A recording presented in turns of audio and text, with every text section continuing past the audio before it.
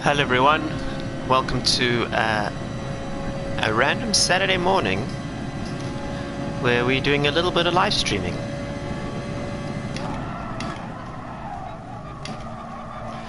So I figured that today is my favorite race of the year to watch, and we might as well have a chat about it. And also I had a really fun day yesterday where I was testing, well, not sorry, it wasn't testing. I went to my mate's house, Nick Foster, and we were playing iRacing together, and also finally gave the latest version of Assetto Corsa Competizione a try. My mate Nick has a pretty rad new simulator with Fanatec DD1 wheelbase and SimLab chassis rig. And a whole bunch of other cool stuff, new curve display as well. So actually been meaning to go there for a while, for about 2 weeks now, to go give it a try. Let me just move my mic a little bit. Okay, so you guys just tell me if you can hear me breathing, because that was pretty bad last time. So anyway, I figured that I'll talk to you about those things. I got a lot of questions on Twitter about them, about the games, and I didn't feel like answering each individual one. It was very difficult to tag everyone in the same reply stream, so I figured let's do a live stream this morning. I'll run you through everything, but I first want to chat about Le Mans. So I'm here with a Ferrari, because that's the contract I signed for this manufacturer's championship. I gotta say, I don't know if the cars need a little bit more BOP, like a better BOP, but they are definitely, from what I've seen, a little bit too slow compared to the other cars in the game for this track at least. I mean, the same thing happened the other day at Kyoto Driving Park with the great Group 4 cars, where the 458 Group 4 is just it's a little bit too heavy, and it's lacking about, I would say, 1% of power. Let's see if I get a penalty for that cut. No. So I think it's the same here, just missing a little bit. The Ferrari within the Group 3, I think it's missing a little bit of grip.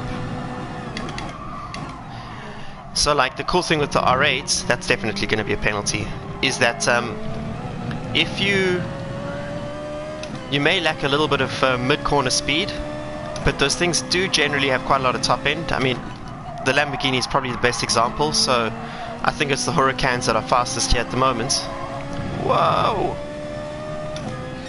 I did spend some time here the other day, but my cleanest lap, which I was actually reasonably proud of, was this 56.9 that you see on the right of the screen. So I made no mistakes. I was carrying as much speed as I could, and at the time I think I was about half a second off the best Ferrari on the global leaderboards. So I was pretty happy with that after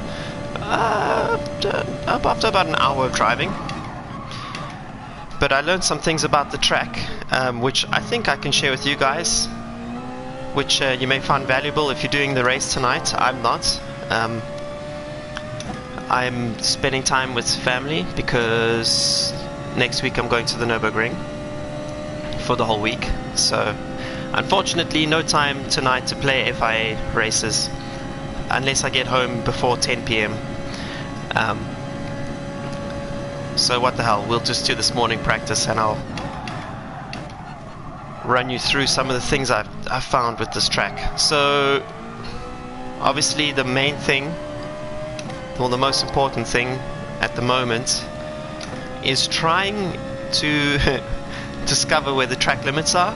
So you could just keep it simple and stay within the white lines, but that's going to be very difficult, because the other guys who if you just stay within the white lines, you're not going to be fast. Simple. You have to sort of, you need some time on this track to get a feeling for where the track limits are.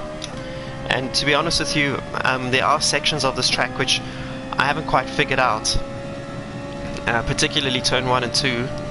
I can't I still can't tell where the track limits are there. But going onto the Mulsanne straight, you know, there you definitely have to keep it within the white lines. I mean, when I say keep it, I mean 2 wheels. And the chicanes as well, keep it within the white lines.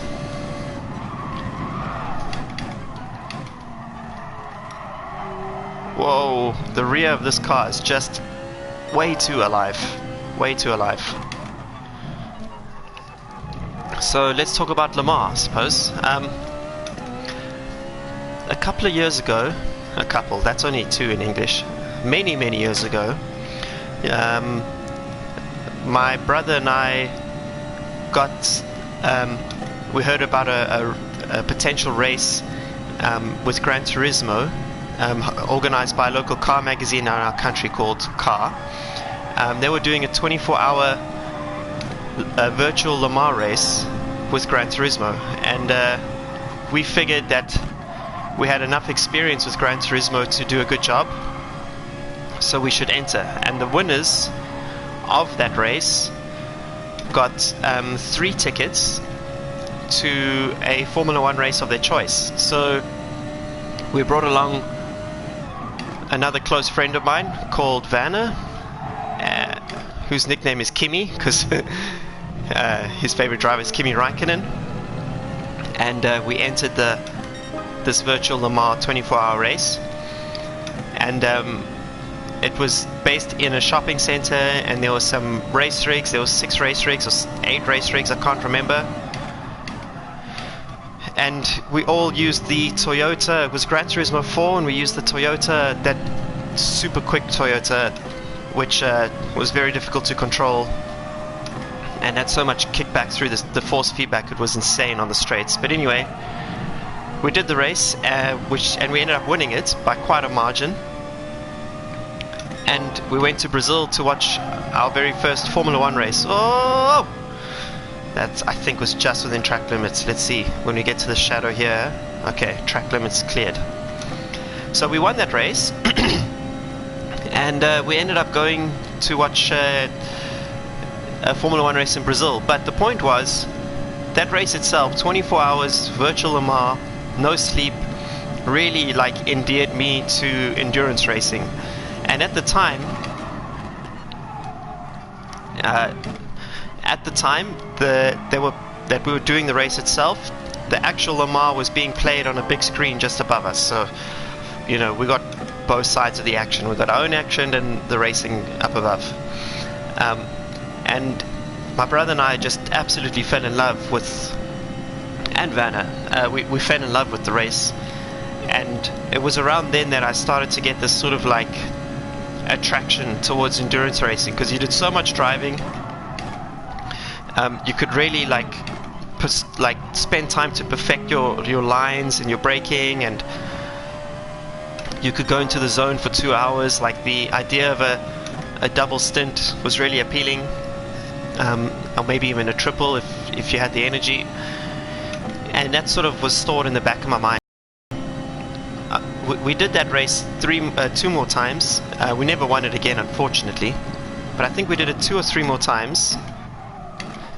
I can't quite remember, and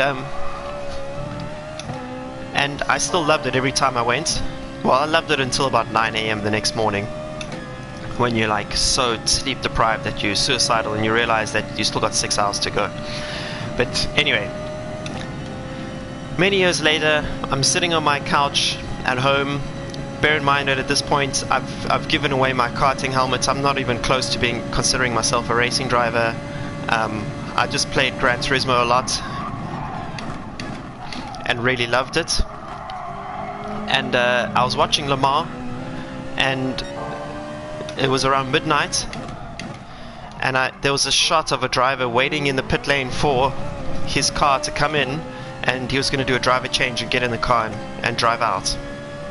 And I was like, what would it take to be that guy? That must be like one of the most amazing feelings in the world, to know that you're at Le Mans and there's this beast of a car coming towards you, and you're about to get in it and drive it in one of the most epic races at night. You know, I mean, that must just be the most amazing feeling. I wonder like how you get there. And I did the math. I was like, hang on, there's 60 cars on the grid. I think there's 60. And each car has 3 drivers, so it's 180 drivers. Surely I can be one of those 180 drivers. So I downloaded a list of the teams, and the following week I started to cold call the teams. I was googling them and cold calling them to try and find out like how much it was going to cost to do a race, because I'd saved money to get back into racing. I just didn't know what I wanted to race, but watching Le Mans finally sort of, I realized that was what I wanted to do. I wanted to get to Le Mans. So I called all the teams except the LMP1 teams that I could get a hold of. Most of them actually they would reply but politely decline, and I understand why now. I realize that they get these messages all the time. I realize I have penalties, we'll serve them and we'll just keep driving. So most of them just politely declined. One of them from Spain said to me that they can't help me, but they gave me a little bit of time. And then another team called Ram Racing, which I think at the time were racing Ferraris in Le Mans, they replied. And the owner of the team, Mr. Shufflebottom, promise you, that's his name, Shufflebottom, he said, hey, let's jump on a Skype call and have a chat. So I said, awesome. And he told me the shocking news. So at the time, I'd saved about, I don't know, let's just say, I'm going to say about 10% of what was required, but I didn't know that. I thought I'd saved enough money to go racing at Le Mans. I thought I could buy a seat. I thought that my karting CV would at least get me into the game, because I saw this category called GTE AM, and I'm like, oh, AM drivers, I'm an AM driver. I'm sure that, you know, it's not that hard, is it? So anyway, he tells me the news. To get a seat in Le Mans is north of 300,000 euros before testing and damages. 300,000 euros. I was like, you are absolutely joking. I thought he was joking. He's like, alternative you want, you can race at Spa, and that's about 80,000 euros. And I was like, oh my god. And that was pretty much the end of that. Like, he gave me some tips. I said, okay, I clearly don't have the money for Le Mans. He's like, okay, go look for some cup racing in Italy. Like, look at things like Porsche Cup, Lamborghini Super Trofeo, Ferrari Challenge, those kind of cups. Gain experience there, because even if you had the money, I wouldn't put you in my team because you have zero experience in a GT car. And I was like, okay, fair enough. Put down the phone, and pretty much I told my brother, and he was like, okay, that's unbelievable, way too expensive. And I almost put it to one side, but I figured, you know what, I've kind of reignited this idea of racing again, so I'll go to the karting track and I'll do some laps in a kart again, and I'll head to I'll speak with my mentor at the time when I was younger. His name is Claudio, and I'll ask him what he thinks of me potentially trying to find a seat at Le Mans, or sorry, not a seat at Le Mans. That idea had now left my body.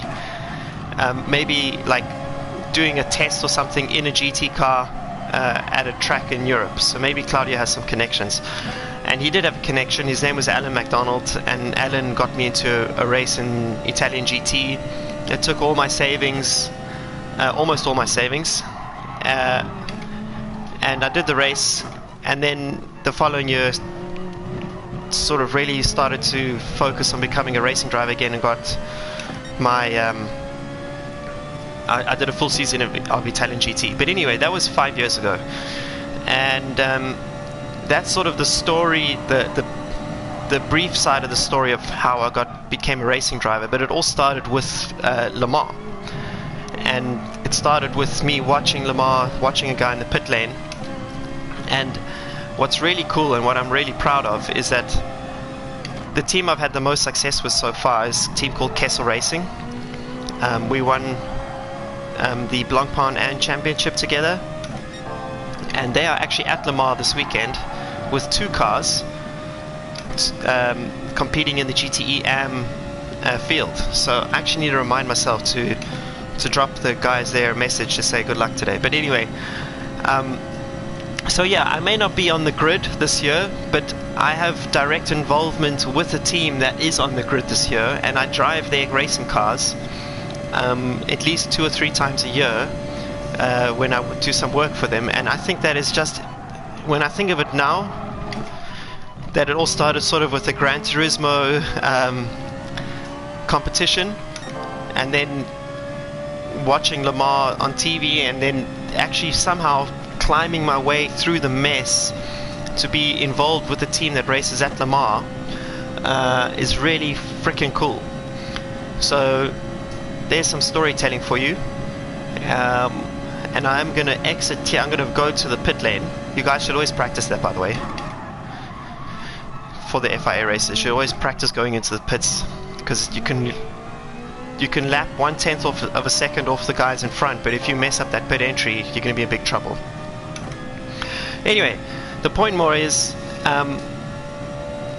my sort of passion for Le Mans was ignited by a Gran Turismo race, and with a lot of cold calling, a lot of savings and sacrifice, I somehow managed to get involved with the Le Mans team, and I can tell you now, I haven't given up on actually getting my ass on the grid for Le Mans. It is one of my priorities. It's one of the primary reasons that I am a racing driver, is to try and get to Le Mans. And what was cool is yesterday I was with Nick Foster when we were playing on a simulator, and he's done Le Mans. He did Le Mans 2 years ago in Porsche. I forget always which team it was, and everything that I've heard about the race seems to be true. Well, everything I thought about the race seems to be true. It's difficult, it's not easy to drive around this track because you're running such low downforce that the cars are moving around so much. And just generally, yeah, very difficult to drive. Very tough mentally, very cool when the LMP1 cars come flying past you. All those things that I would absolutely love to experience, he confirmed. So the dream sort of is still alive, and the cool thing about Le Mans is they need fast silvers, so I need to find a way to convince the teams and the bronze drivers that I'm the fast silver that they're looking for. Unfortunately, I can't €1,000 budget, but because I'm sort of considered a professional now, I wouldn't actually be expected to do that. Where was that penalty from? Okay, let's see where the pit lane is here. Whoa! That's why. Okay, so thank you to all of those of you who've tuned in on this Saturday. It is time, finally, to read your comments. Oh, I'm using the Wochenspiegel Team Monschau livery today. And why am I doing that? It's because next weekend is the Nürburgring 24-hour. A big thank you to Neil for making this livery. You legend. This is a lot of effort to make this kind of livery. Holy. Let's move that back there. Okay, so let's quickly exit here. Hopefully the replay is saved, so we can play that in the background while I read some comments.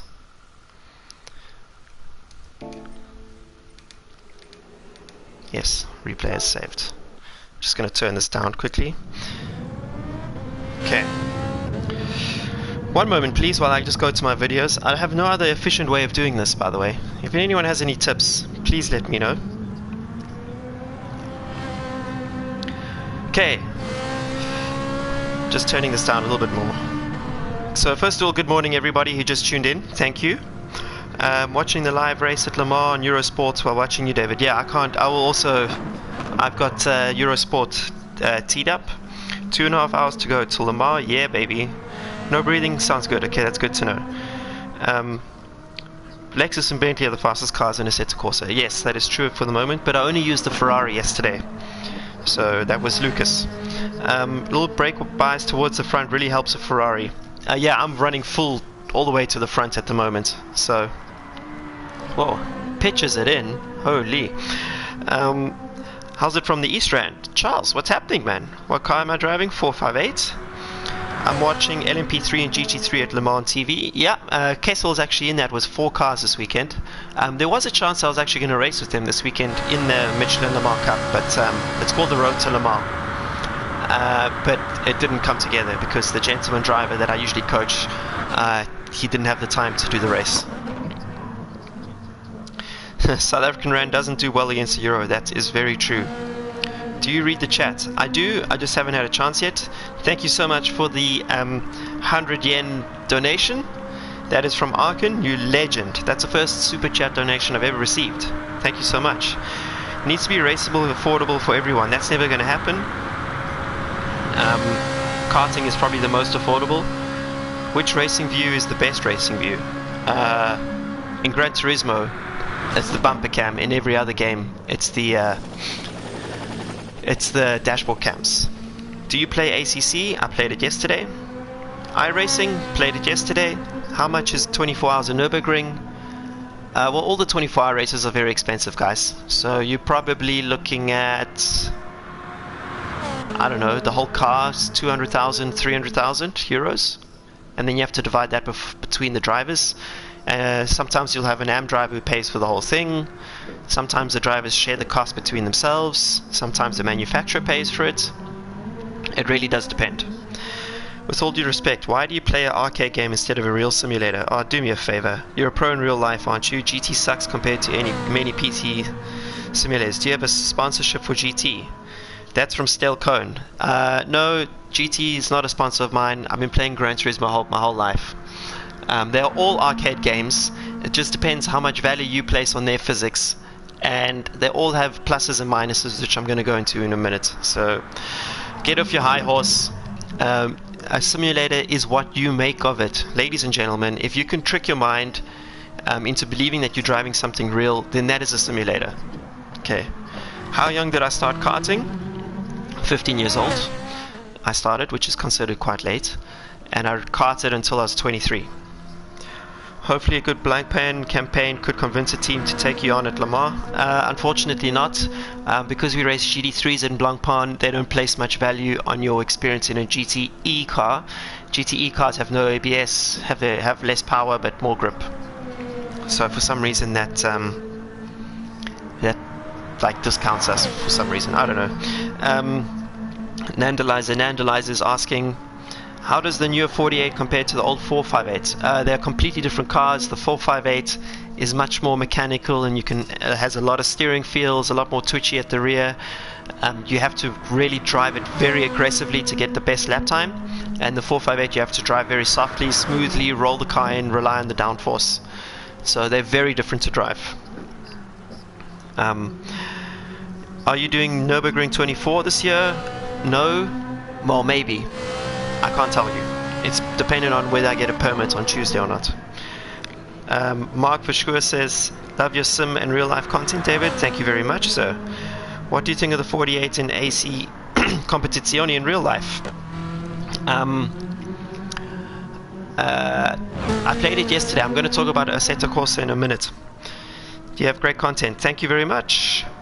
Geez, lots of content here. Lots of comments. How does 488 in ACC match up? I'll explain that in a minute. VLX Maverick, thank you so much.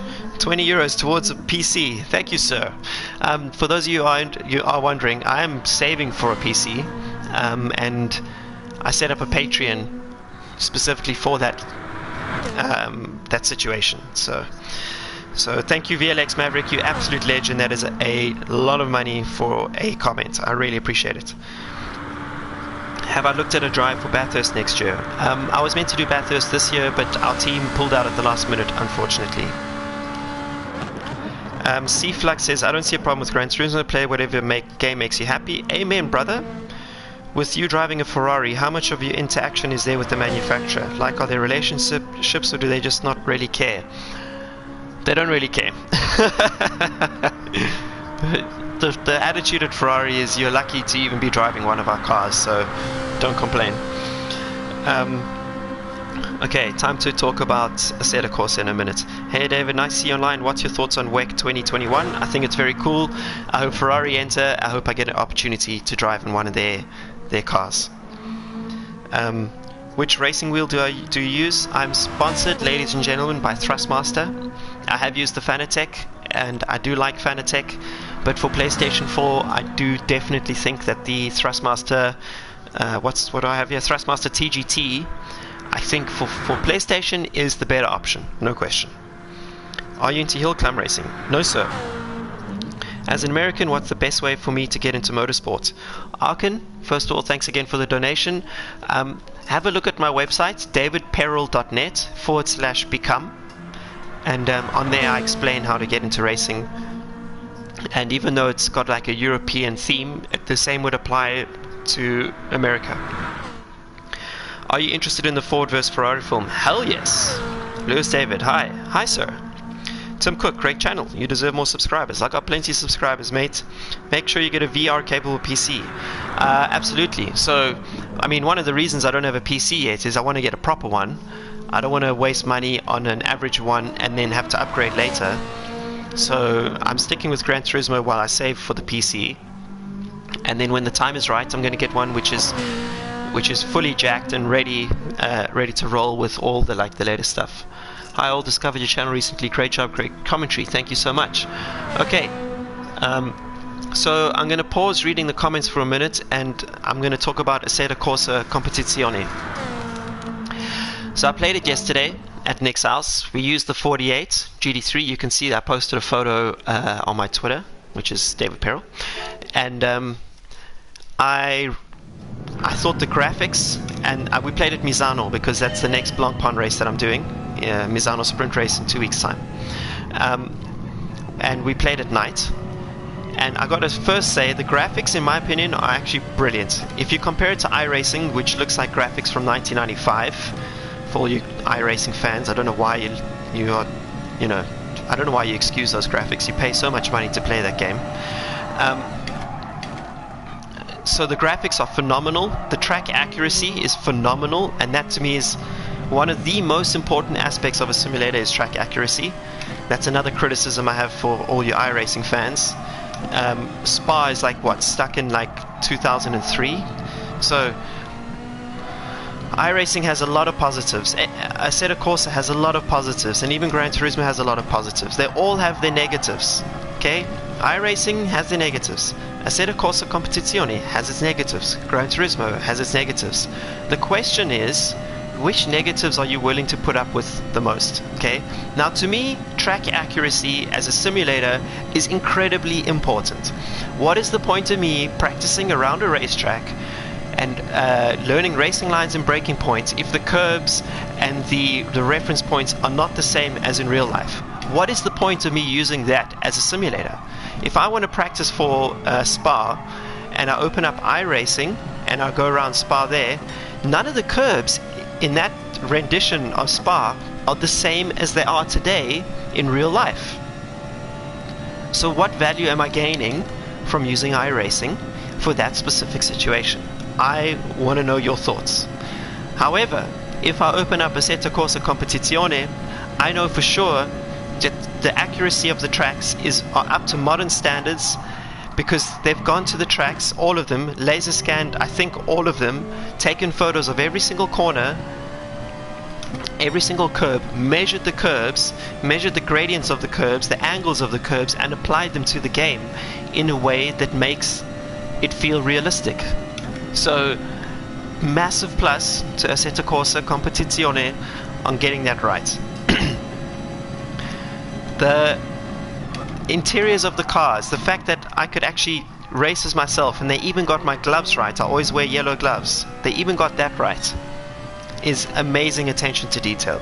I know a lot of the guys from the development team. I speak to their head of physics a lot. His name is Aris, and these guys are super passionate, and they involve us GT3 drivers in the development of their game. So they really care about making it as accurate as possible. Again, this is a massive plus. There were, however, some small bugs in the game, but I'm willing to confuse that because I used to develop software myself. I know how difficult it is. And they released a patch yesterday which sorted some of those out. Like, we had a problem before the update in the morning. We went on before updating the game and we couldn't change the settings of the controller, of the wheel, so that was a small little bug. And then when I was wearing the Oculus, that was one area of criticism that I have for now. Even though it was phenomenal and like surreal to look around inside my own car and see my suit with my logos on it, like wrapped around me with 3D goggles on, and my seating position and everything, that was all incredible. The field of view, like the viewing distance in VR was not good, was not that great. So I had a really tough time in spotting my braking markers and the curbing in VR. So they definitely need to improve on that. In terms of physics, the car had a lot of understeer baked in, but we didn't touch any of the setup. And I felt like the aggressive setup was a bit too aggressive. It was way too stiff. So when we have an aggressive setup in our cars, it doesn't necessarily mean it's stiff. But I know that's what a lot of sim racers expect when they think of aggressive setups. They want like stiff, and like when you hit the curves it's like bang. For us, an aggressive setup is more about how it uses the tire, how it activates the tire.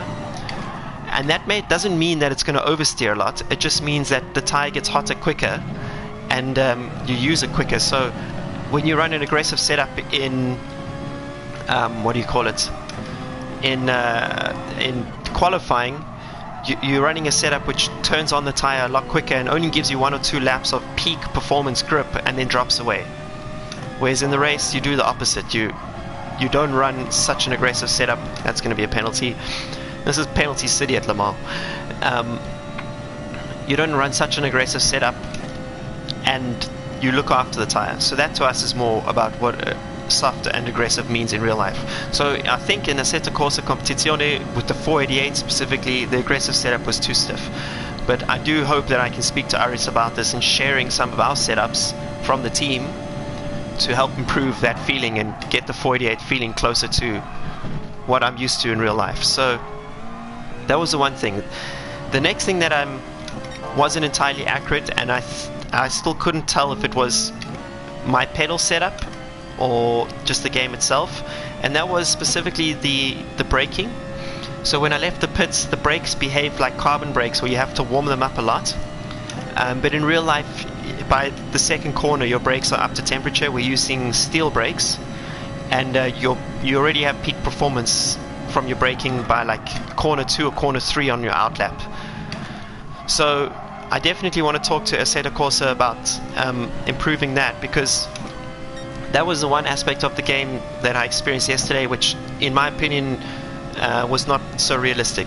There was a little bit too much understeer out the pits, and a little bit and there was just no braking performance. Both myself and Nick Foster, we just ran wide for the firsts on the outlaps and ran completely off the track because we were braking where we would usually brake on an outlap and just missing corners. So that needs to, I would like to speak to him about that.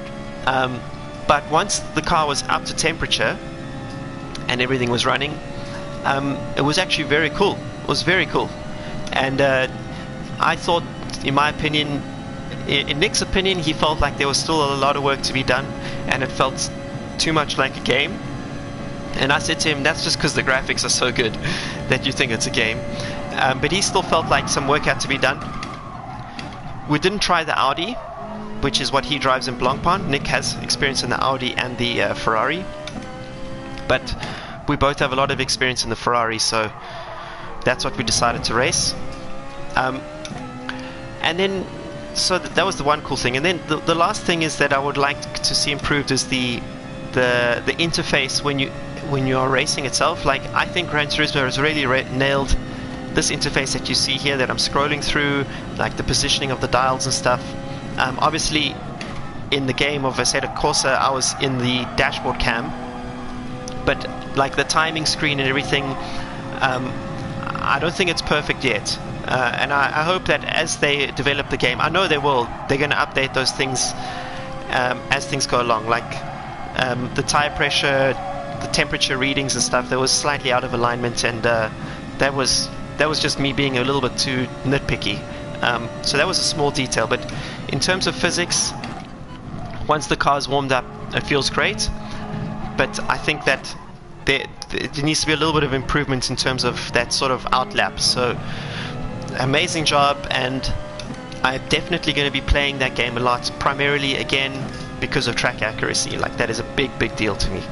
So credit to them. I'm not going to give it a score though. I need to spend more time with it, and I want to see how it evolves. I heard that Assetto Corsa has some problems with online racing. Unbelievable. Okay, so that's Assetto Corsa. Now we have to talk about, another thing about Assetto Corsa is the force feedback is greatly improved, I think. A lot of good fidelity and like detailed feedback on curbing and road surface. So really credit there. Okay, now we talk about iRacing. Okay, iRacing probably has the best vehicle dynamic sort of handling physics of all the games that I've played. Okay, the Ferrari doesn't necessarily feel like a Ferrari, but it feels like a mid-engine car with sort of the characteristics that I'd expect from a Ferrari with a certain kind of setup. Okay, the braking and all those things feels great. But there are some criticisms. Now, first off, I know that I'm going to get a lot of hate in this video, and you know what, I'm just going to have to deal with it in the comments in the coming days. But I'm not the biggest iRacing fan, and you know, that's just the way it is. I don't have to be compliant to what everyone else wants and thinks, but I think that as good as iRacing is, and they have a very good online racing scene, like very good, very competitive, you can learn a lot from those races. You can learn a lot from racing your mates with iRacing. You can learn a lot from doing laps in iRacing. Obviously, all the pro drivers use iRacing. A lot of development sim companies use iRacing as their sort of their baseline for testing and stuff. Although I do think R-Factor and ACC have better frameworks. What really bugs me about iRacing though is, one, what is wrong with the force feedback? Nick and I yesterday spent ages trying to sort out force feedback, and I think it's ignorance on my side, so I'm putting up my hand here, but why is it so hard to get any kind of fidelity or feeling from curbing and track surface? I don't understand that. That is really something that confuses me. Do you only have to have that if you have like a 4-post rig to feel the curbs and stuff? Why can't we get that through the steering? We played with every setting that we could find. We went on forums. We got it to a point where, okay, we could start to feel the track, but it increased the torque of the steering so much that we eventually turned it down. So for me, one of the things that I can't, and I've experienced this on multiple iRacing setups, is there's this feeling of deadness in the steering wheel, which I really don't enjoy. So there's a lightness without any feeling. And you know, in real life, we have power steering, so the steering is very light, okay, but we still have a lot of feedback through the steering. So if you touch a curb, a bumpy curb, it comes through the steering shaft and into the wheel, and you can feel that through the wheel. Obviously also through your bum and all those things, through your seat, whatever, but you have some feeling through the wheel, which is just lacking, in my opinion, in iRacing, and always has, no matter whose setup I've used. Maybe I'm just overly fussy, because one of the things Gran Turismo gets right is that fidelity, that sort of fine feeling of like the vibrations you get when you have understeer and when you're touching curbs. Gran Turismo gets that absolutely right, in my opinion. And it was one of the pleasant surprises when I started to first use Gran Turismo Sport, was when I had understeer, I could feel it through the wheel from the vibrations in the wheel. So what happens in real life is, if you have chronic understeer, the front tires start to like vibrate and wobble, and you feel this like chronic vibration through the steering wheel, and you can hear it and everything. You don't hear that at all in iRacing. You don't feel it, you don't hear it. So that's always been a strange one for me. And the other thing is, the softer you are on the brake pedal in iRacing, the faster you are. Now, it was funny, the first time I played Assetto Corsa Competizione, they saw that I was braking very softly, and they said, hey, do you do a lot of sim racing? because you're braking, unlike the other GT3 drivers, you're braking very softly. And I was like, yeah. They're like, oh, okay. And I explained to them, in real life, in a GT3 car, you jump on that brake pedal as hard as you possibly can, and you push that thing almost through the wall if you can, if you have the power to do it. Okay, if you do that in most sim racing games, nothing happens. You just miss the corner. And the faster I went yesterday with iRacing, and this was thanks to Nick giving me a little bit of like tips and coaching, was a result of me just braking softer, having like more feeling in my left foot, and being able to sort of really like gauge the braking, and as if I had no ABS or anything like that. And every time I jammed on the pedal, like to brake as hard as possible, what would happen is I'd lose the rear of the car and I'd get this like strange snappy feeling. So, you know, that's also like, if I have a PC, yes, I'm definitely going to play a lot of iRacing because of the online space, and it's phenomenal. I just don't think you guys are giving, not you guys, sorry to generalize, but those of you who leave comments about iRacing in the on my videos, you all respect to you for playing a brilliant game, but you don't give enough credit to the other games. You don't give them enough time of day or consideration in terms of what the other games get right. You sit too long on what they get wrong, and then that becomes like the sort of highlight of the trickery, you know. So I can't wait to get a PC. I hope to get one in August, because the next 6 weeks I'm on the road. And the two games I'm going to be getting straight out the box are definitely Assetto Corsa. Whoa! Braking way too late there. Assetto Corsa and iRacing. I hope that Assetto Corsa Competizione is able to jack up their online racing and matching. I suspect that's going to come. If Kevin, if you're in the comments there, hook me, ping me, bro. Let's chat about these things. Otherwise, no stress. All these games are really good. I've never had a problem playing any of them. I do have my favorites, but you know, if I only had iRacing, or if I only had Assetto Competizione, Assetto Corsa, then I would not be complaining if I had to play those games. I would absolutely find a ton of value and play them as often as I could. But all I'm doing here is I'm going into the nitpicking details. And another thing is, in some ways, I have to always defend my decision to play Gran Turismo Sport. But it's like twofold. Well, there's a bit of a dichotomy. I don't have a PC, so I'm stuck with Gran Turismo. I know Gran Turismo's physics very well, like the feeling of them, and I know what to expect. So I, as a driver, have a good baseline to work off, and then can focus on my technique, which needs improving. And I'm a huge fan of their online racing. I think their penalty system is an absolute joke, but if you race in a category or in a group of drivers which don't bash each other every 5 minutes, then you don't have to worry so much about the penalties. So there is that. Whoa! Besides that, yeah, those are my reviews of each one. Again, you are welcome to leave as many flaming comments as you want, but please listen to what I'm saying. They're all good games. It just depends what parts of the games you don't like. Okay? And now I'm going to try and do a pit stop without getting a penalty. That was much better. Okay. And we're going to dive into the comments now, which I'm sure there's many. Dun, dun, dun, dun, dun. Okay. So we got a spammer up in here. Remove.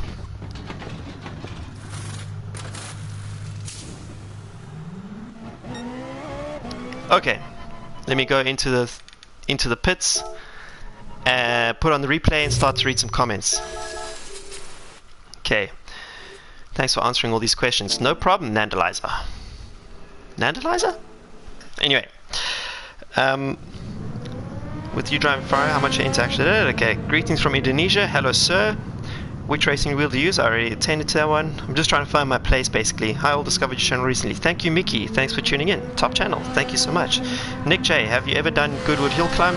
No, sir. If I'm paying thousands over years to play sim, it has to be really good. That is a good point. GTSport cost me 800 Rand or euros, bro? Because that's actually pretty cheap. I mean, if you look at like karting or whatever, the cheapest way to get into motorsports is through sim racing. Do you think Codemasters F1 games are good? No. But, I mean, I don't know who at Codemasters does their track modeling. Is absolutely terrible. Like, they made Silverstone look like a motocross track. But I did use F1, I think it was 2007 or 8? No, 2006 or 2007. I used it a lot on PlayStation to practice my starts. And I learned a lot from those things. That's another whole thing on its own. Did you try Netcar? Yes, I loved Netcar. Netcar and R-Factor were something my brother and I played non-stop. Netcar was so difficult to master, and it's the same guys who made Assetto Corsa. So, yeah, absolute big fan of Netcar. So the problem with Netcar for me was it was so difficult to warm up the tires. Is the laser scanning on the same level as iRacing? I don't know. Who knows the real answer to that? All I can say is that the iRacing tracks are too old at the moment. They need to be updated. Definitely. They need modern curbing. They need modern track markers. Like all those things need to be updated. I don't care how good the laser scanning is if they can't get the curbing and stuff updated. And you know, like, but the thing with iRacing is they definitely make a decent amount of tin, because you know we're having to pay the subscription to run it and buy all the tracks and stuff. So it would be great if you know they kept those things up to date. Okay, let's see what else. What is your favorite racer of all time? Valentino Rossi. There is no perfect sim. Absolutely. PS4 does do graphics well. PS5 will be mental. Nicky Tim says the other way around. The accuracy of the curves are better in iRacing. Yeah, but in iRacing, have you driven around Spa in iRacing and then seen a modern onboard of Spa? They're not the same. They're completely different. Daily races haven't been that bad recently. That is true. Remain Scammer has an F. What are dailies next week? Not sure. Nürburgring 24 Group 3 Race C. Yeah, not surprised. It is the Nürburgring 24 next week, and Gran Turismo will be there, so not surprised. Nabil, hey man, thank you so much for tuning in. Welcome to all of these. All of you who came from the Steve's Super GT channel. Murat, GT AM class have ABS? No, I don't think so, mate. I don't think they do. Because yesterday Nick Foster was telling me how easy it is to lock up in GT AM. What car do I drive in real life? I don't own a car. I used to own Audis, but I sold my car to go racing. New to iRacing myself, my wheels feels like I'm using Jello. Yeah, and I don't know why. Guys, the criticism about the force feedback I think is to do with the settings that we have in the game, but I would love it if I could feel the curbs and the track better. So hello my Ronaldo boy, what's happening? Mac? Hi everyone. Dennis, what's happening? 3/10 faster, keep pushing. Oh yeah, now I'm not really focusing on driving faster on Le Mans.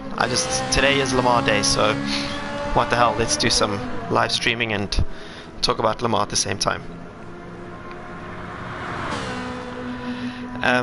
Okay, there isn't really any competition though. The closest sim to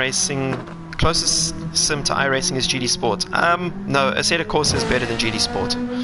I wanted to like AC, but the braking feels so unpredictable. Goes hard and all of a sudden it starts locking and I can never find the limit. Feels random. Is that with the Competizione? Because you should have ABS on, mate. Okay. So what the hell did you just post? Oh, there's some bots in here, so I need a moderator. I need a Santa moderating privileges. Who wants to be a moderator of my live streams? Speak now. Project Cars 2. Okay, so all of you who love Project Cars, you're gonna hate me for saying that I don't like Project Cars. That's where it starts and ends for me. You never spoke of PC2. Any reason? Yeah, I don't like Project Cars 2. Lots of questions about Assetto Corsa and iRacing GTSport. Do you like Rally? I love Rally. I just haven't had a chance to try the new... What's it? Is it Dirt 2? Yeah, I definitely want to try the new Rally game. Try R-Factor 2? Yes, R-Factor 2 I definitely want to try.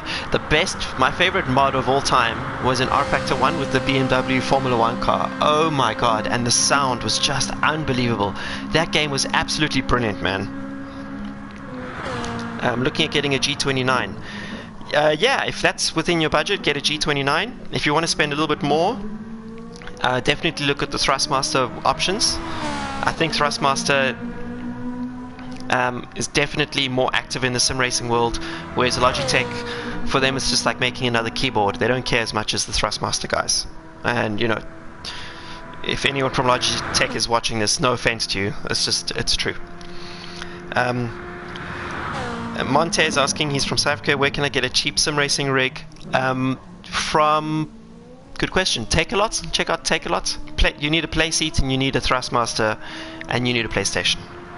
That's the cheapest way to get into sim racing without using a remote.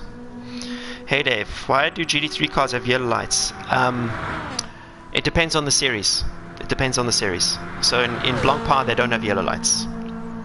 Have you raced at Zandvoort? I will be racing at Zandvoort, ladies and gentlemen, in July for the first time. What is your ideal future going forward? Le Mans. That's all I care about. Okay, just found your channel. Very, very cool. Thank you very much. So for those of you who are interested, for anyone who's living in the UK, I do have a Fanatec wheel and pedals that I wanted to sell.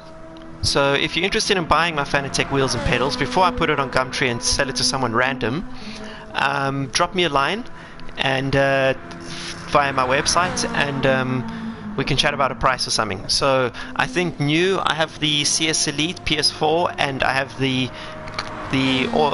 their sort of top of the line pedals. I don't know what they are called. Club Sport, I think. So I want to sell that stuff because I'm enjoying my Thrustmaster gear, and they do sponsor me, and it's the right way to go.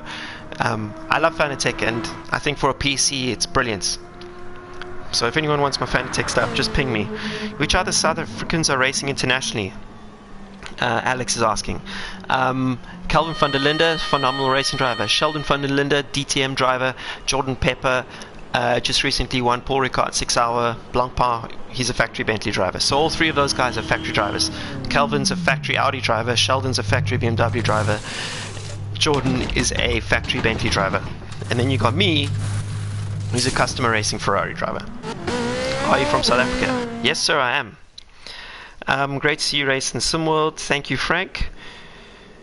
Which would you, of all the original tracks, which would you bring to GTSport? Grand Valley, Apricot Hill, Trial Mountain, those three. Hello, hi, hello. Okay, I can't keep up with the comments, guys. Zandvoort, Is it a Fanatec? Yes, that's the one I'm going to sell. So are you interested in the WEC series? Yes, sir. Absolutely interested in WEC. Just haven't found my way into it. I think there was a small possibility of me driving for Kessel this year in European Le Mans, but that didn't materialize. And to be honest with you, I'm very happy in Blancpain. WEC is not, for me, the ultimate. Le Mans is, but not WEC. ELMS seems pretty competitive. And I suppose if I could progress from here, it would be to drive an LMP2 car. I would love to drive an LMP2 car. So next week I'll be at the Nürburgring at the 24-hour race. I was hoping to announce that I was going to be racing in it, but the DMSB, which grant permits, haven't given me my A permit for political reasons, so we're trying to sort that out. My co-drivers who did the permit course with me, they got their permits, but I didn't, even though we all fulfilled the criteria. So because I don't have my A permits, I cannot race at the Nürburgring 24-hour. but we'll know on Tuesday if that changes. So it will be my first time at the Nürburgring 24. For those of you who haven't done so already, you can watch my first ever racing lap around there in a BMW 240i Cup car. It's on my channel, and I explain the permit procedure. Whoa. So feel free to watch that. You have to do 2 races in a Cup car. You have to be within 75% of the top results. I mean, finish within the top 75% of your class. And what was the other thing? There's 3 things. Anyway, I did all those things, but I was not granted my permit. So it's actually a little bit messy at the moment. As a result, I have to dispute the decision, and then if all goes well, I will get my permit on Tuesday or Wednesday, and then I'll be racing at the Nürburgring 24 in a car that looks like this, but the 488 version. So thank you again to Neil, who did an amazing job on this livery.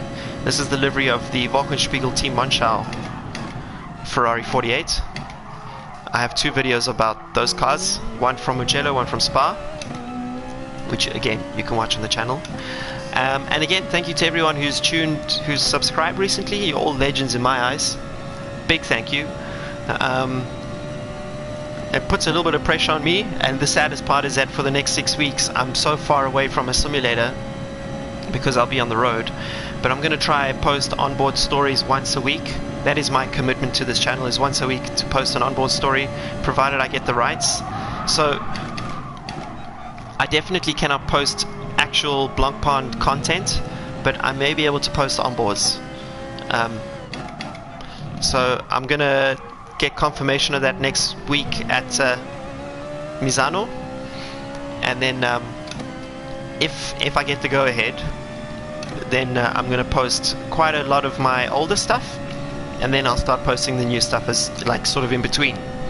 But don't worry, whenever I'm near my simulator, I'm going to do videos, I'm going to do tutorials, I'm going to do track guides. It's just a matter of finding the time, because between now and the end of July I'm going to be at 3 24-hour races, which is a pretty busy schedule, and 2 sprint races. So I don't have a lot of time in between to be doing videos, so I figured today would be a good time to do a little stream. We can talk about Le Mans again, and I can give you my thoughts on the iRacing and ACC, which again, don't be haters, I like both of them. I just I'm nitpicking, just like the iRacing and ACC guys nitpick about Gran Turismo. If I can go back to Gran Turismo for a second. So the race here at Le Mans, it's a 4-lapper. I'm gonna guess that you're gonna have to pit on the end of lap 2 anyway, so there's gonna be no strategy.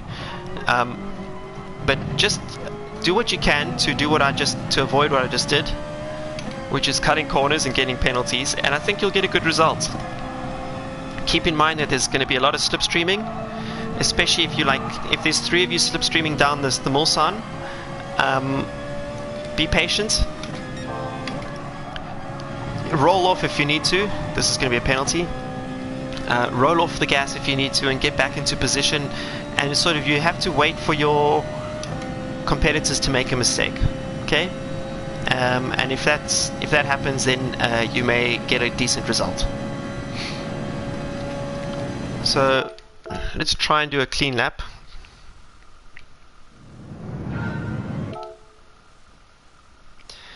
Any plans for Twitch? Yeah, once I have a PC, I'll be Twitching and YouTubing. Good luck for Nürburgring. Thank you very much. Salesh Pillay says he's still rocking his Embrace the Suck cap. Legend! Okay, no Dirty Dave today. Oh, let's go do a race. Let's go do a race. How much time do we have? Are we in a race window? I have only qualified for the daily race C today. How one become a driver? Slay Cohen, you have to check out davidperel.net/become. And in there I explain how you can become a racing driver. Whoa, just got a massive Patreon donation. That is unbelievable. Thank you so much. Thank you so much. David, someone went viral the other day in GTSport community on Twitter with the with that wondering face. Yeah, so the reason that happened was Gran Turismo pinged me. They're like, hey Dave, can you send us a DM? Because I wasn't following Gran Turismo, so they couldn't DM me. And they want to do a video with me. That's the cat is out the bag, ladies and gentlemen. They want to do a video with me. Let's wait 4 minutes to do this thing. Let's see. Can I show you a replay of my? No, I can't. What are the qualifying rankings here? 41, 41, 41. And where am I? Out of my mates, I'm P6, 42, 1. So these days, because I haven't had enough time in my simulator, I'm about a second off the pace of the world's top rankings. But that doesn't always happen. I have sometimes, by the way, for those of you who've just joined, I do sometimes get into the top 10 leaderboard. So Peter wants to prop up PC2 on PC. Mate, all credit to you. I haven't tried it on the PC yet. I've only tried the console versions at live events, and I have a copy of Project Cars 2 here. So you know what? Just full disclaimer: I haven't tried Project Cars on PC, and it could be much better there. So if it is, I apologize to all of you guys. I need to give it more time. Just for now, on console, in my experience with PC2, it's my least favorite. That could change. Are you still doing the WordPress business? No, we basically gave it away. Would you become a factory driver? Romain is asking. No, I'm too old and too unknown, according to Ferrari. What you would recommend as an upgrade to a G29? Definitely Thrustmaster. Just found out you're from South Africa. Yes, sir. Mr. Gom85 makes me so proud. Thanks, bro. Up until a week ago, I was a nobody from South Africa. It's just recently my YouTube channel kind of exploded. So there you go. I want to see the lap of Firestorm. Okay. So Lassie Stephenson saying tonight's manufacturer's race is a no-stopper. Okay. However, I suppose if you're in a Ferrari, it could be a four-stopper. Personally think GT5 is going to blow all PC sims out the water on PS5. We will see. We'll see. Gran Turismo has a lot of problems, guys. I'm not denying that for a moment. I mean, their penalty system is an absolute joke. This new update with the understeer doesn't make me the happiest. What car are we in here? Oh, we're in a Honda.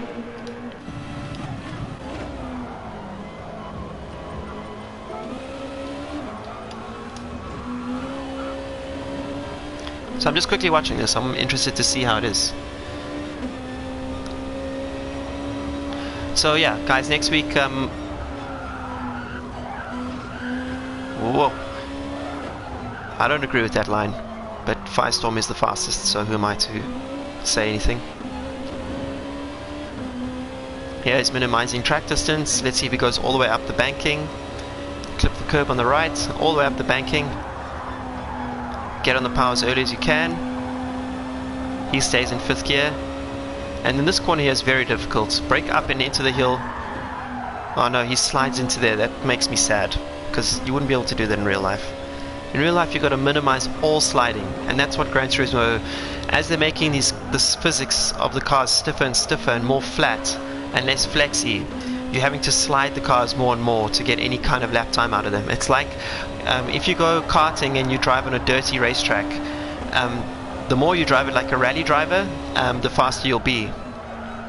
And in Gran Turismo these days, the art is to slide the car just enough, and that's one thing that's, I don't know, it's upsetting me a little bit.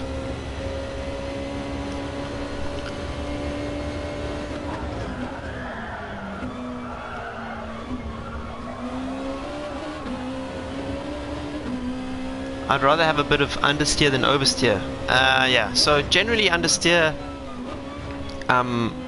doesn't snap. It kind of just builds.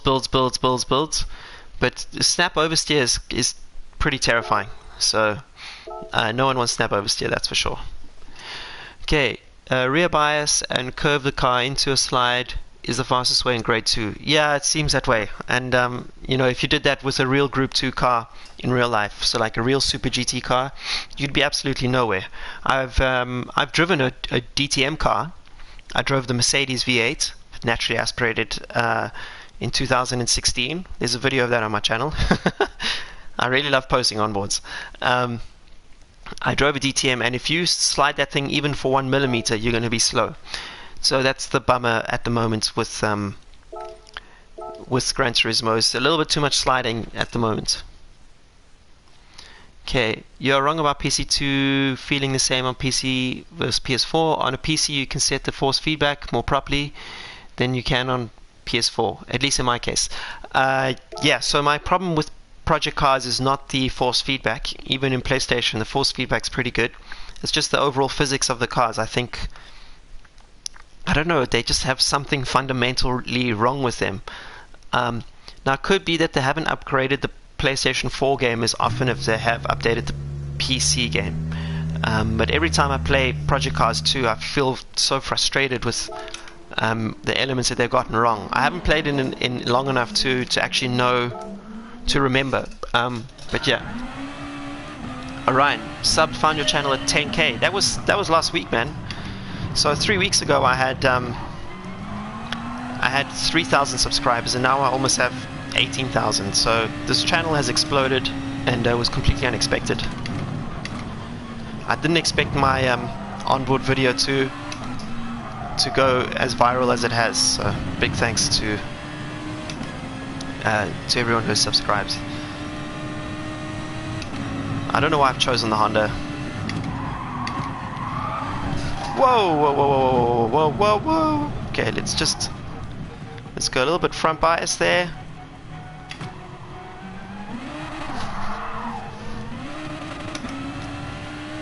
So I'd like to tell you guys more about the Nürburgring 24, but I don't have a big education on it. I watched the Gran Turismo video the other day about it, and man, it looks like there's so many fans, which is so cool. But that's about all I know. I know it's absolutely terrifying. I've obviously driven there in the wet now. I'm not looking forward to a night stint if I do drive next week. Wow, this car really does turn. This car turns better than the Nissan.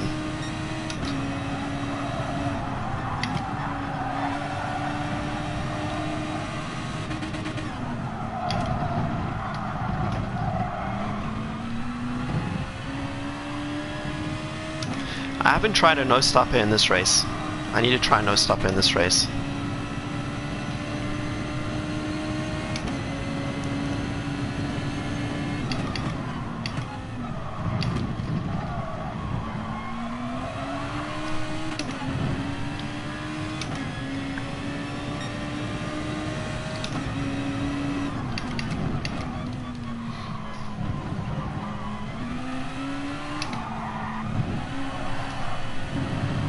The reason I like the Nissan the most in this in Group 2 is it has the least amount of turbo lag in the game.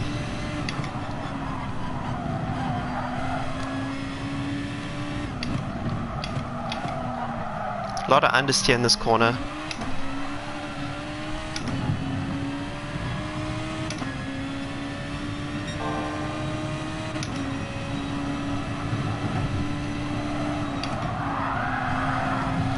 So yeah guys, I'm absolutely looking forward to bringing you at least some ACC stuff.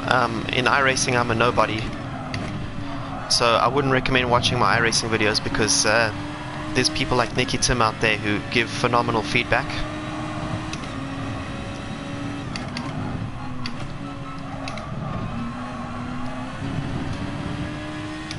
And they probably make much better videos than me, much more informative.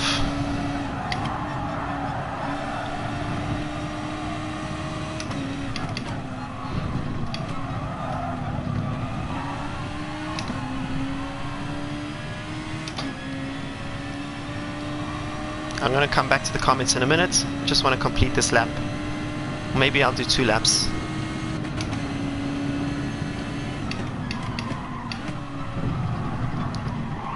Whoa! Okay, don't touch curbs with this car. Oh, the other thing I don't like about Project Cars 2 is the sound when you're braking. Don't like that. Okay, don't stress about banging out loads of content. Yeah, so yeah, I'm not going to be put under pressure to post content all the time.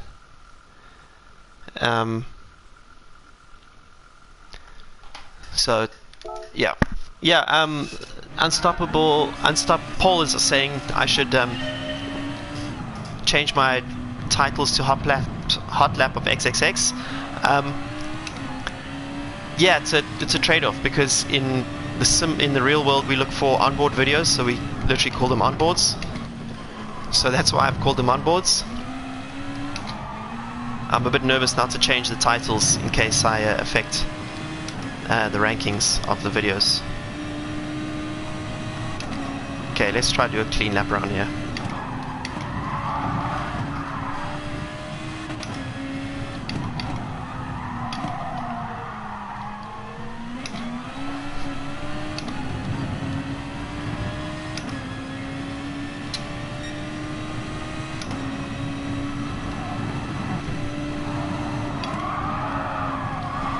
Okay, this thing doesn't like it when you change down gears. That's why Firestorm stayed in 5th.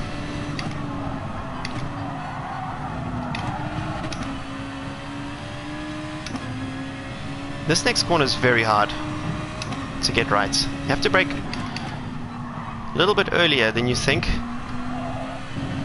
Just be careful on those curves.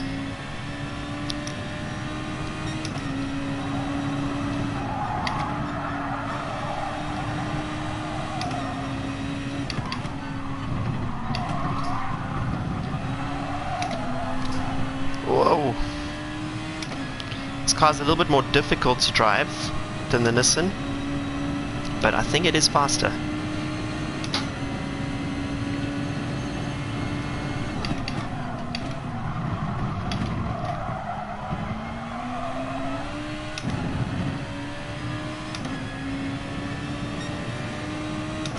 Jeez, out the box.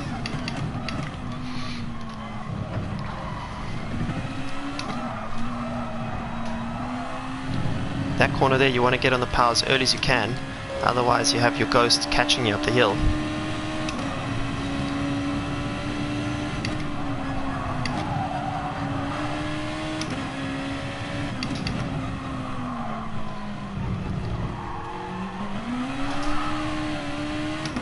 Whoa, snap oversteer, and this thing is a beast!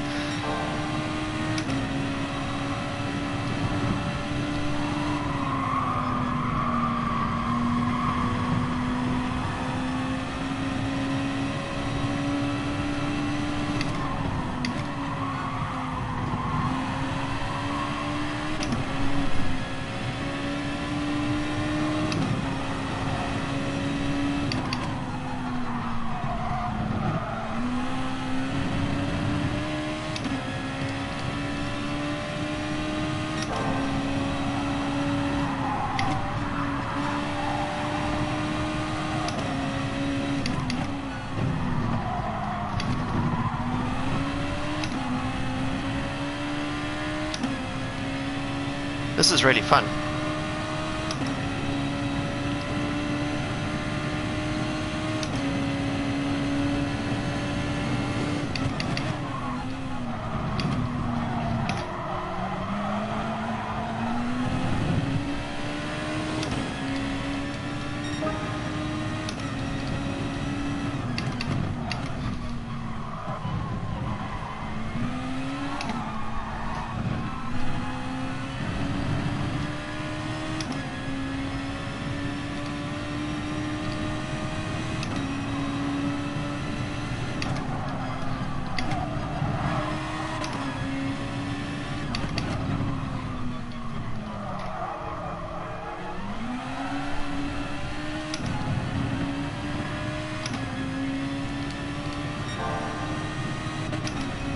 Oopsie.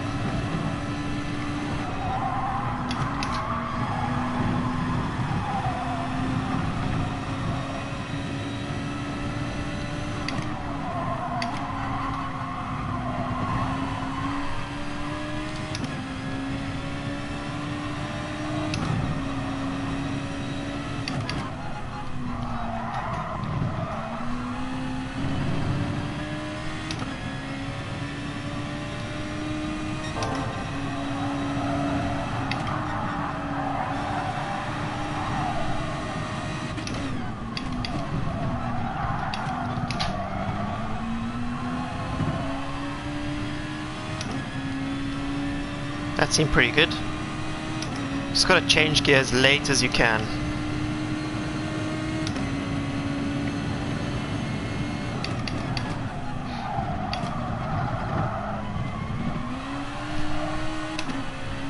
Woo! 41.9? Yes!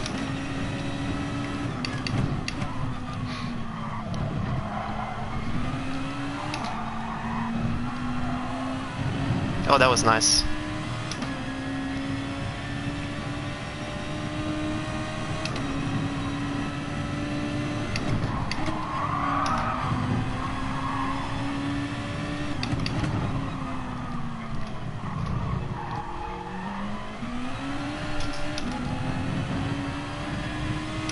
I think I can find 2/10 in that corner still.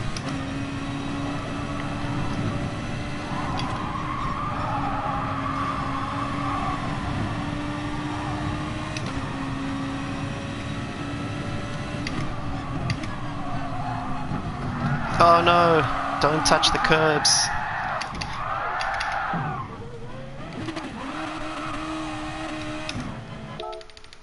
Okay, that was pretty fun actually. This car is much more difficult to handle. Ever gotten a chance to drive a rotary race car? No, but I've driven a rotary kart, and man oh man, that thing is absolutely mental.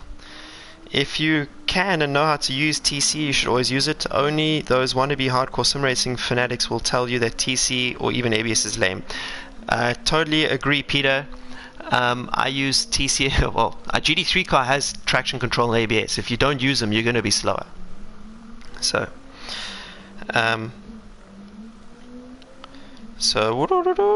okay. Ever raced with Super GT Duke? Yes, sir. We have 2 videos together.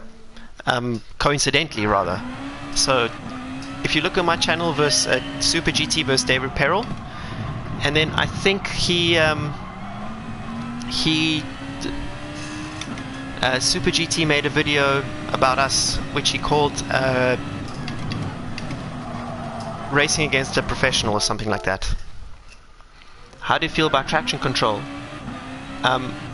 In Gran Turismo, I don't use it because it's not necessary.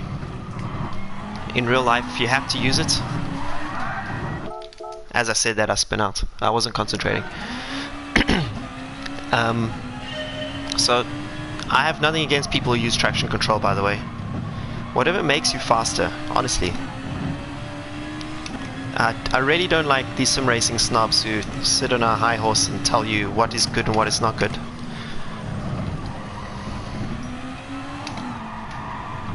It's very important to hit that apex.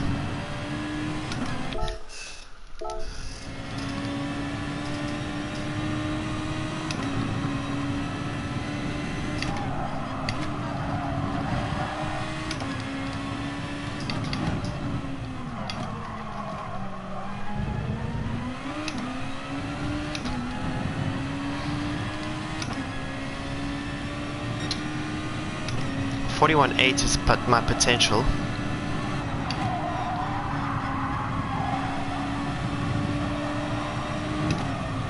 Wow! Can you imagine doing that in real life? Must be insane. Oh, there's some lap time there. Just need to have a better line.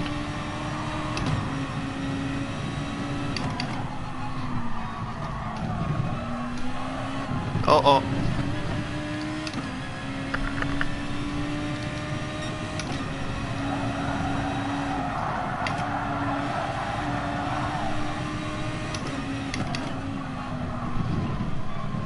That was slow.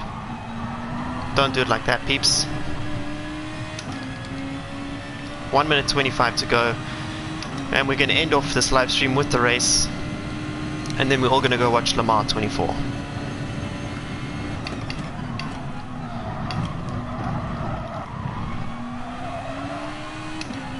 Boom. That was pretty good. That apex, I mean.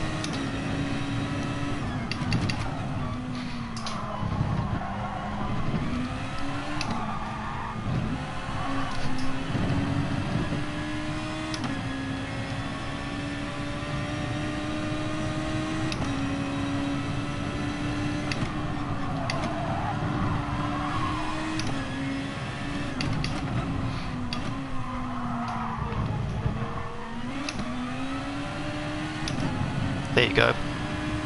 That was much better. Good rotation at the right moment.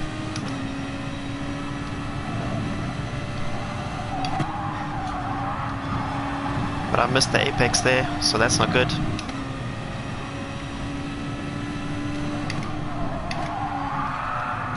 No, David, what an idiot. There's 12 seconds remaining anyway, so I wasn't gonna finish this lap.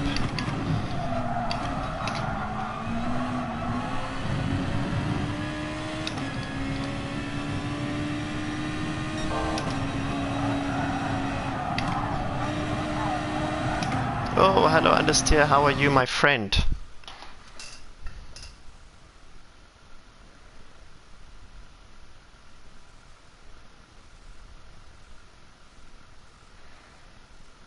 Someone asked me if I'm doing Kyle Army 9 hour. Yes, I am. I am doing the Kyle Army 9 hour. Where can I watch Lamar? Janice, thank you. I'm definitely not the best though, but thank you. They're much better guys. Bring back Dirty Dave. No, Dirty Dave is a nightmare. He's created too many problems for me. Test Drive Unlimited has the best force feedback. I wouldn't know. I haven't driven it. Forza has rubbish wheel feel. Okay, if we're talking about a game that is what do you call it? Is an arcade, then Forza is definitely an arcade. Okay, where can I watch Lamar? Eurosport, or on their Lamar app. Okay.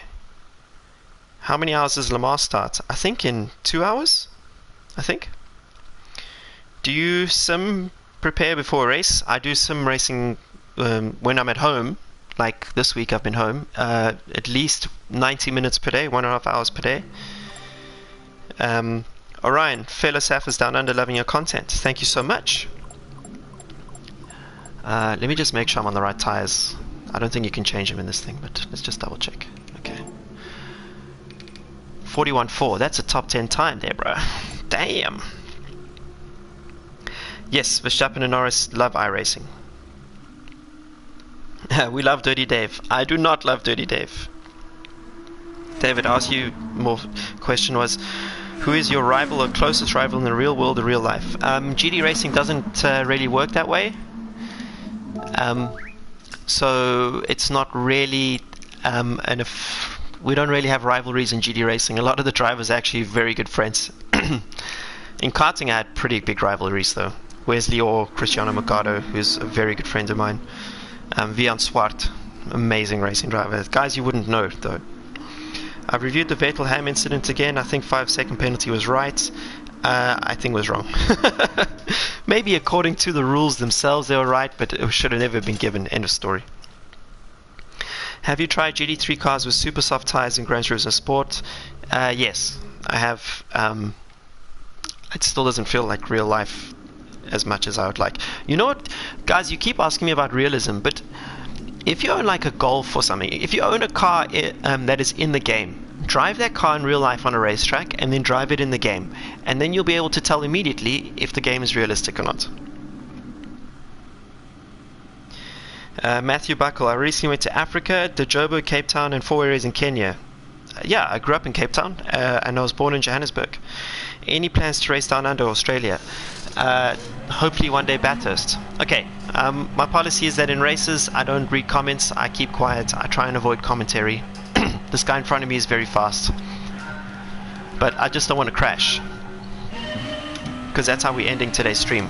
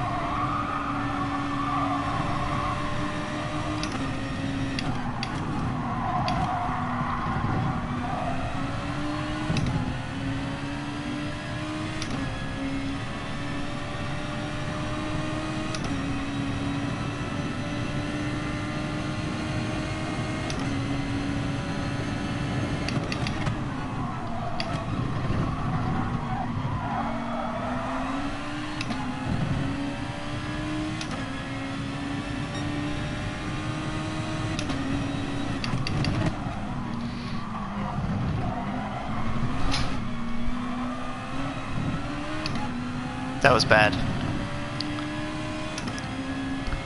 We have to hope for a mistake from the guy in front. He's too quick.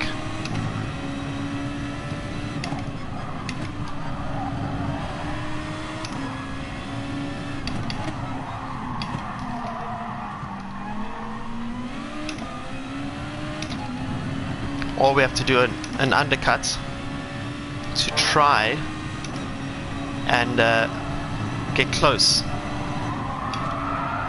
Oh my god, this car slides so much compared to the Nissan.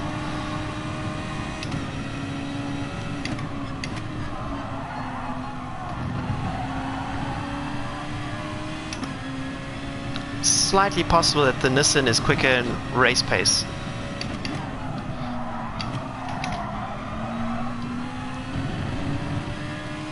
I did make up 1/10 there, so.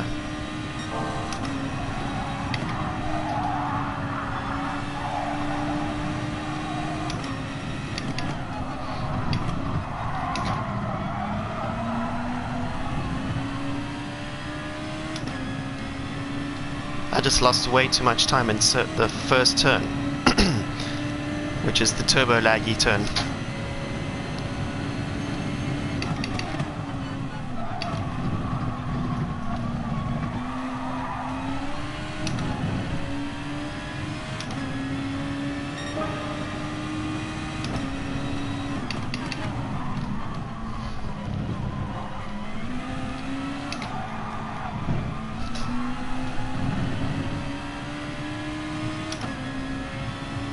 Come on, David.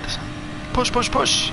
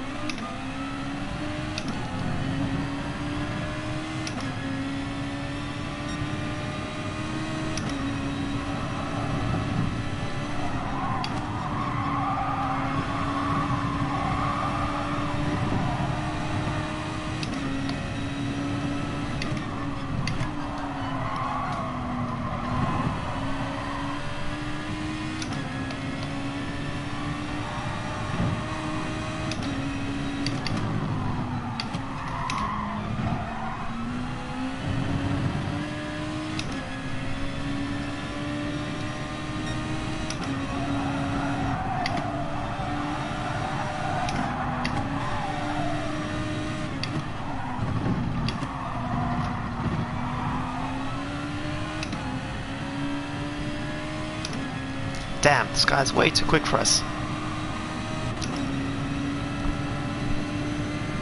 Way too quick.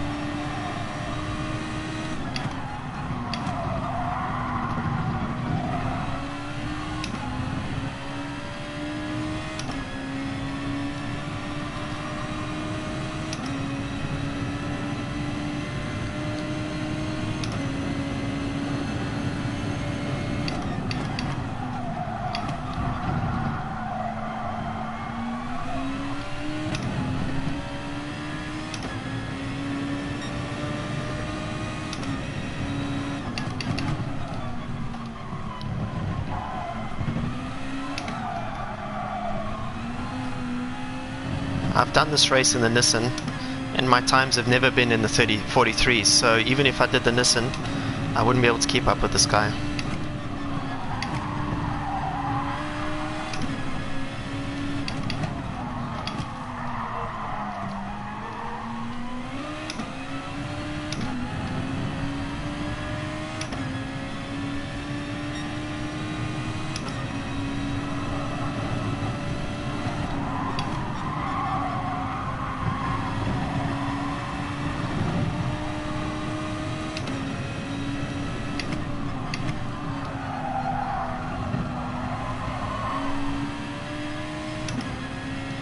Driver from Croatia is damn fast!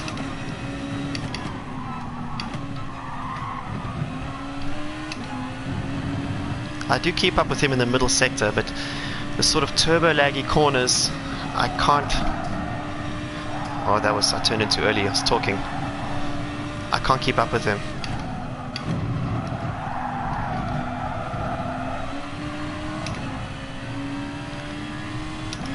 Always feels like I'm on the verge of crashing.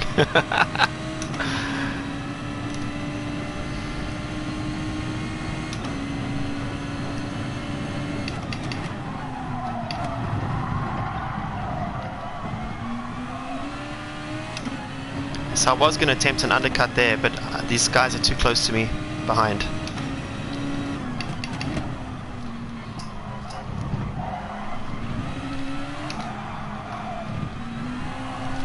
But the undercuts on this track, if you can find a space in the traffic, is actually very effective.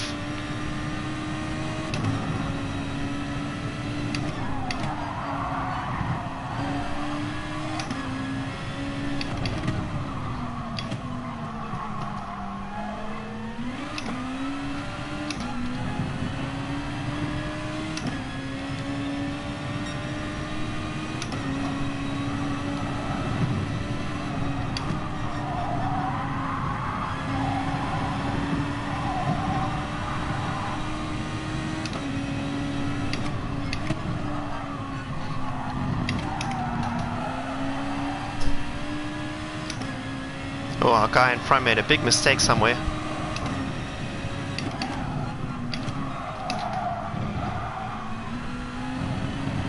But the guy behind us is catching.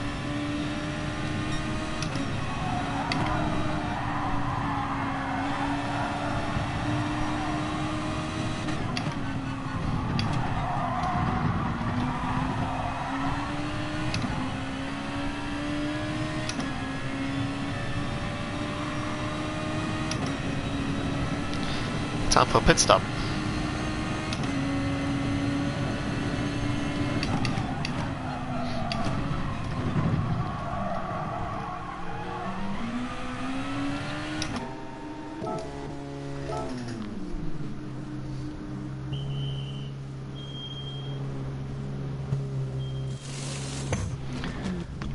Okay, let's go. Push, push, push.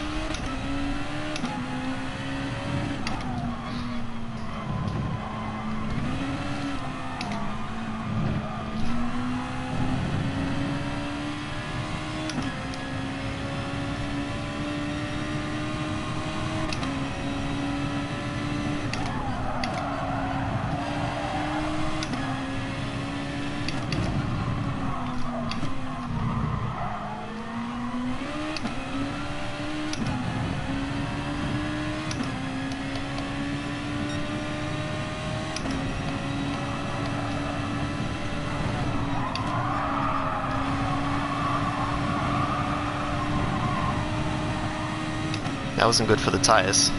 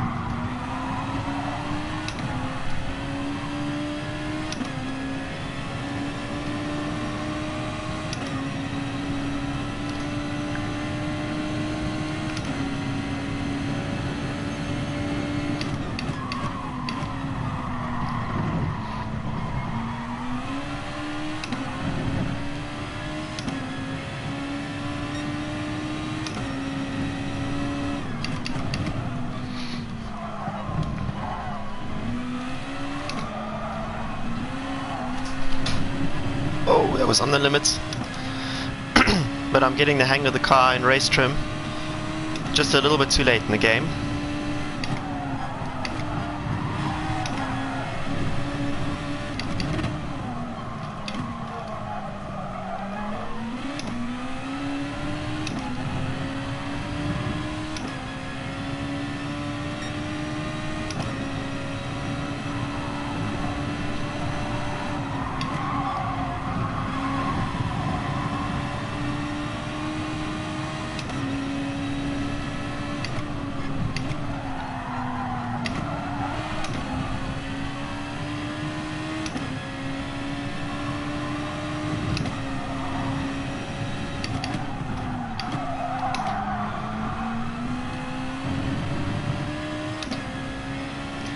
Full credit to this guy in front, Zavic.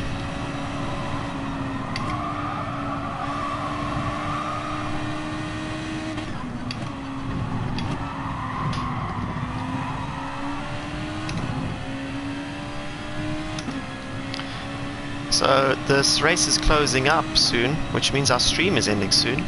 But that was a lot of fun. So I just want to say a big thanks to everyone who tuned in.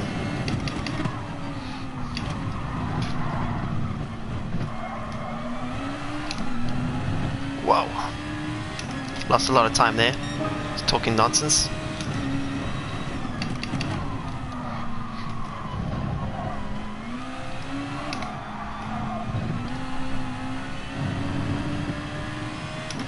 But yeah, thanks to everyone who's tuned in. 500 concurrent viewers is absolutely insane.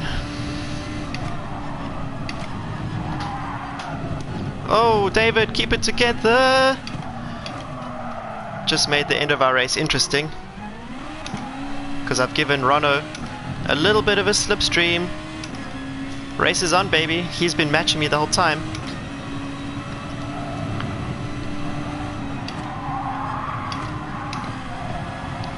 So we have to avoid slipstream as much as we can.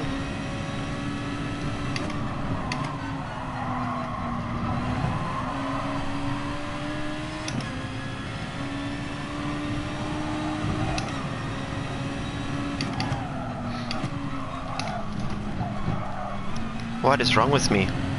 I've switched off. I need to switch on the brain somehow.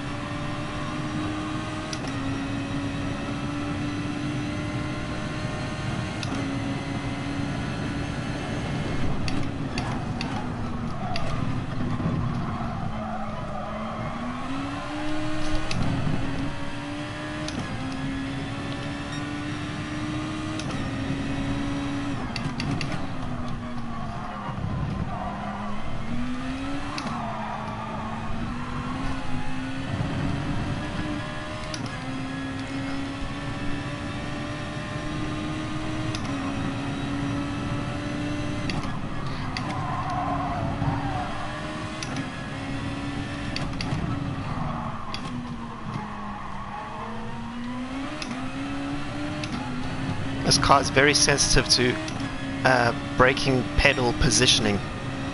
So like the amount of pressure you're applying through the corner, it seems it's very sensitive to how the front behaves to that sort of position on the pedal.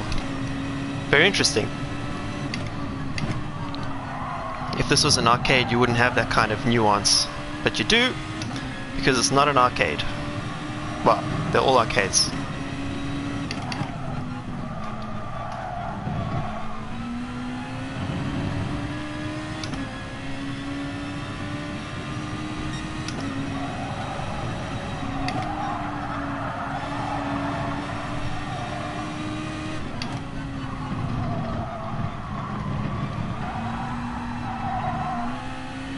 That was bad. I got on the power too early, which understeered me on the exit, and I had to delay my full throttle application.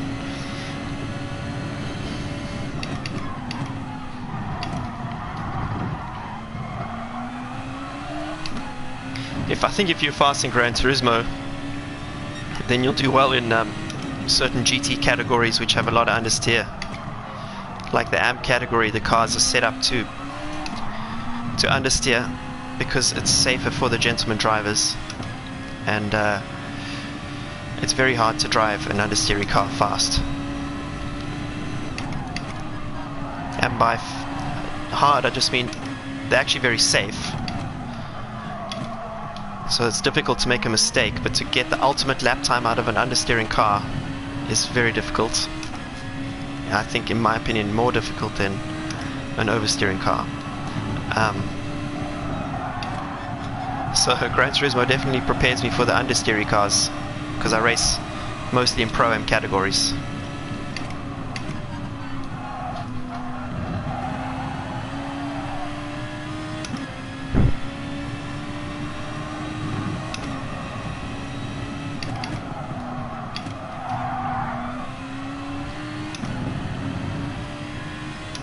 Ronno's caught up again. Every time I talk I go slower. I'm not like my mate Tijni, who can bang in qualifying pole position times while talking about the Smurfs. For me, I need full focus to do the best possible job. So first of all, full credit to Savage. He did an amazing job. He's damn fast, and I couldn't have done a 42.4, that's for sure. Maybe if I do a little bit more practice, especially with this car, which is actually a lot of fun to drive around this track. But yeah, that concludes our time together today, ladies and gentlemen. Thank you so much for watching, and I will catch you. I'll catch you in the next one. So let's just quickly see who's going to watch the actual 24-hour Le Mans. Me. What's this track? This is a fantasy track called Alsace Village 2. Taiway, Taiway is Taiway. 300 likes and David beats the GDR. I wish. 2 more laps. Couldn't do it, guys. Sorry.